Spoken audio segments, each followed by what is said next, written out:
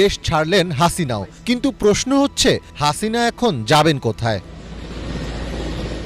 প্রধানমন্ত্রীর পদ থেকে পদত্যাগের পর গতকাল দুপুরে একটি সামরিক উড়োজাহাজে করে দিল্লি পৌঁছান হাসিনা। তবে জানা গেছে হাসিনাকে আশ্রয় দিতে রাজি হচ্ছে না মোদি সরকার।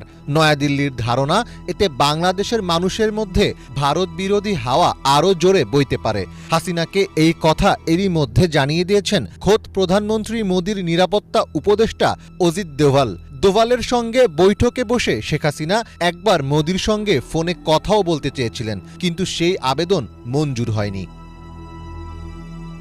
বাংলাদেশে হাসিনার ইস্তফা ও সেনাবাহিনীর অন্তর্বর্তী সরকার গঠন নিয়ে সোমবার রাতে দীর্ঘ বৈঠক করেন প্রধানমন্ত্রী মোদি, পররাষ্ট্রমন্ত্রী জয়শঙ্কর সহ ভারত সরকারের গুরুত্বপূর্ণ ব্যক্তিরা।